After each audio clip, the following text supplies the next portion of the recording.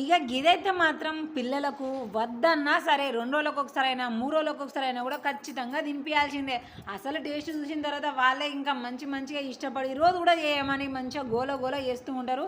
వాళ్ళ పిల్లల పరంగా, ఆరోగ్యం పరంగానైతే మాత్రము చాలా యూజ్‌ఫుల్‌గా ఉండే ఫుడ్ రెసిపీ‌ల చేయడం కూడా చాలా సింపుల్. ఇక పిల్లల పరంగా, ఆరోగ్యపరంగా చూస్తే ఎన్నో వైరస్‌లని, బ్యాక్టీరియా ఇన్ఫెక్షన్స్ అని చాలా వస్తూ ఉంటాయి. వెదర్‌కి ఇట్లా చేంజ్ అయిందంటే ముందుగాల ఎఫెక్ట్ అయ్యేది పిల్లలు మాత్రమే. గట్ల పిల్లలకి ఇమ్యూనిటీ పవర్ కావాలంటే ఇక గిట్లా చేసి పెట్టుల్లి ధూమ్ ధామ్‌గా ఉంటారు పిల్లలు ఎలాంటి అనారోగ్యం లేకుండా. ఇక గిదిని కోసం అయితే ముందుగాల మిల్క్ బ్రెడ్ తీసుకున్న, 4 పీసులు అయితే తీసుకున్నా. అసలు చెప్పాలంటే ఈ 4 మా బుడ్డోనికి ఒక్కనికే సరిపోతాయి. కాకపోతే ఇక్కడ ఎల్లిపాయలు నా దగ్గర ఎక్కువ లేవు కాబట్టి నేను కొన్ని 4 తీసుకున్నా. ఇక ఈ పైన రాసేదంతా ఎల్లిపాయనే.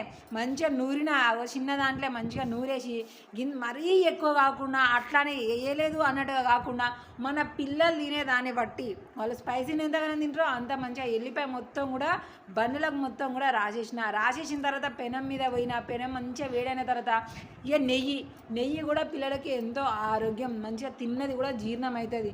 ఇక పెనం మీద నెయ్యి పోసిన పెద్ద మంట పెట్టేసిన ఈ బ్రెడ్లు మొత్తం తీసుకుపోయి అంటే వెనక పక్కల ముందు పక్కల కూడా పెట్టేసిన ఎల్లిపాయది.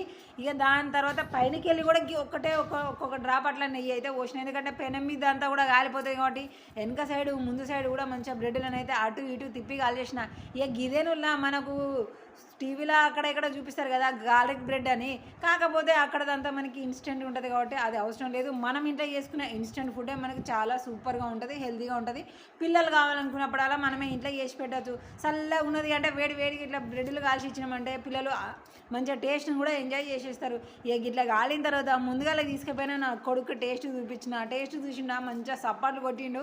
ఇక నా బిడ్డే ఇంకా చూడలేదు. ఇక గిట్లయితే కుదరది అన్నట్టుగా నా కొడుకు ఏం చేసిండు, సపరేట్గా తీసుకొని వాడు తింటూ ఉంటే ఇక మా పాప వచ్చింది ఆలోపే మా పాపకు కూడా నేను తినిపిస్తున్నా. ఇక ఆమె కూడా టేస్ట్ చేసింది.